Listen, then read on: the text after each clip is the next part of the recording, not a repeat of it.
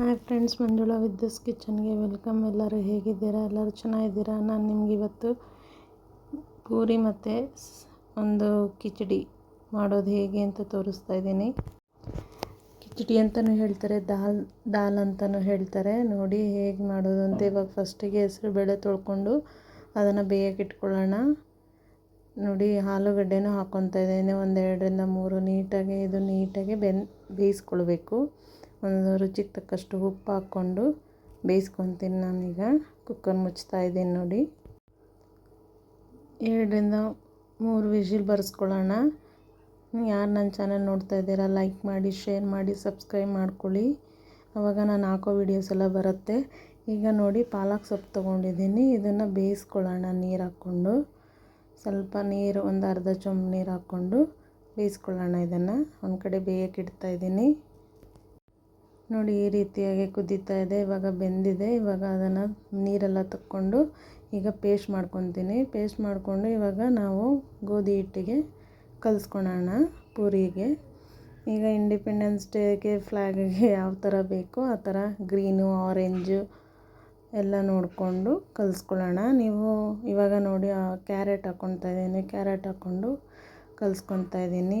ನಿಮ್ಗೆ ಎಷ್ಟು ಹದ ಬೇಕು ನೋಡಿಕೊಂಡು ಕಲಿಸ್ಕೊಳ್ಳಿ, ಆಯಿತಾ? ನೋಡಿ ಇವಾಗ ಆಗಿದೆ.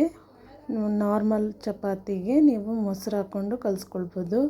ಈಗ ಒಗ್ಗರಣೆಗೆ ದಾಲಿಗೆ ಒಗ್ಗರಣೆಗೆ ಹೇಗೆ ಕೊಡೋದು ಅಂತ ಹೇಳ್ತಾ ಇದ್ದೀನಿ. ನೋಡಿ ಈರುಳ್ಳಿ, ಟೊಮೊಟೊ, ಸ್ವಲ್ಪ ಕಾಯಿ ತುರಿ, ಸ್ವಲ್ಪ ಕರಿಬೇವಿನ ಸೊಪ್ಪು, ನೋಡಿ ಎಣ್ಣೆ ಹಾಕ್ಕೊಂಡಿದ್ದೀನಿ. ಇವಾಗ ಅದಕ್ಕೆ ಸ್ವಲ್ಪ ಸಾಸಿವೆ ಹಾಕ್ಕೊತಾ ಇದ್ದೀನಿ. ನೋಡಿ ಈರುಳ್ಳಿನೂ ಹಾಕ್ಕೊತಾ ಇದ್ದೀನಿ.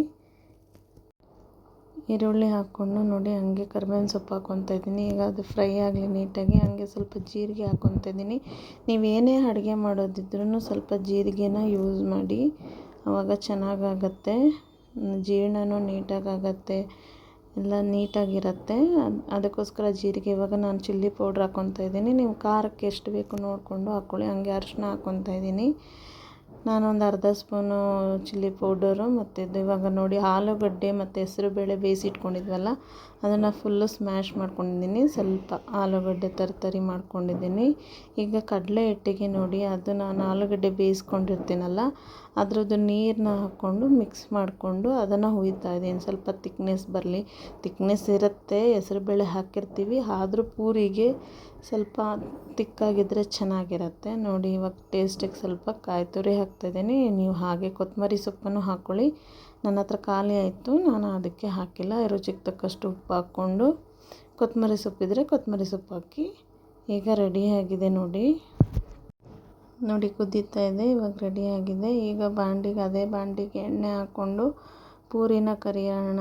ಇವಾಗ ನೋಡಿ ಈ ರೀತಿಯಾಗಿ ನೋಡೋಕ್ಕೆ ಒಂದು ಕಲರ್ಫುಲ್ಲಾಗಿರುತ್ತೆ. ಮಕ್ಕಳು ಖುಷಿಯಾಗಿ ತಿಂತಾರೆ.